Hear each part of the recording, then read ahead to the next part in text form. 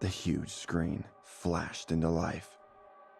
Simon stared, wide-eyed and open-mouthed, as the number 22 glowed in huge, red digital figures. He tried to find some meaning to the numbers, each about a meter high, in the center of the black panel. It was suspended from 2 chains, hanging from the high, dull ceiling and taking up most of the wall space. Simon couldn't move at all. He was strapped into a metal chair, restraints around his wrists and ankles. His legs tingled as the seat cut into the back of his knees, restricting the blood supply. The back of his chair was high and prevented him from looking around.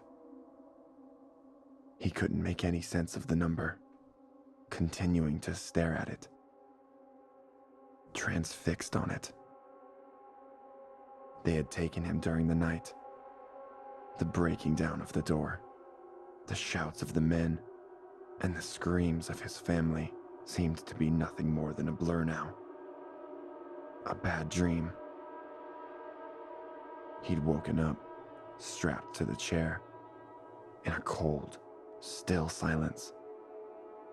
Simon knew that there was only one reason why he'd been brought here. It was because of the articles. Throughout university, Simon had spent his spare time searching for secret government documents online, hunting for any signs of scandal and posting his controversial findings online. He always knew it would only be a matter of time before they found him. The screen changed to 23. "What is this?" murmured Simon, scanning his eyes over the huge numbers once more. He'd originally thought that they may have been counting down to something, but no. Simon pondered again. "I haven't been here 23 hours. Have I?" He doubted it. Soon the numbers became 24, and then 25, 26. "What's going on?" yelled Simon in frustration as fear and confusion left him trembling in the chair. Behind him, something crackled. "The temperature is now 26 degrees Celsius," said the voice of an old man through the speaker. Simon watched in horror as the figure before him became 27. "They're going to burn me alive," Simon realized. "They're going to keep raising the temperature until I die." He panicked, trying to break out of his restraints. His struggling triggered numbers to rise even more rapidly, steadily at intervals of less than 20 seconds. Once it hit 38, Simon finally stopped, giving up, panting heavily as beads of sweat trickled from his forehead to his chin and onto his shirt. His breathing was labored as he shouted for help, questioning the anonymous voice that had spoken to him. There was nothing in return. The figure continued to rise to 45 as Simon watched, still weakly trying to pull against the tight binds which dug into his flesh.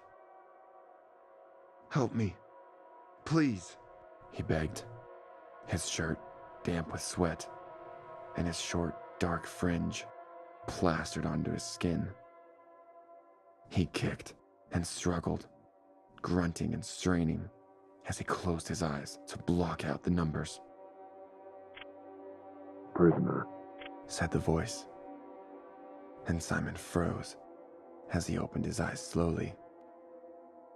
The giant red 49 filled his vision. "You're only sweating because you're struggling. This room isn't 49 degrees. Simon calmed, his fears subsiding a little bit.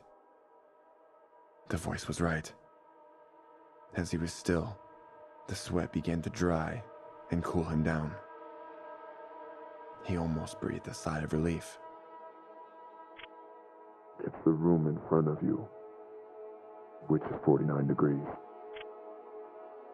There was a mechanical whirring from above as the number 50 appeared and the screen began to rise slowly, hoisted by its chains.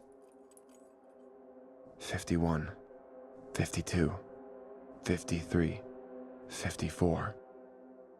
The figures were rising faster than before, almost a blur. That is the room where your wife and children sit in chairs just like yours. As the screen rose higher, it began to reveal a huge glass panel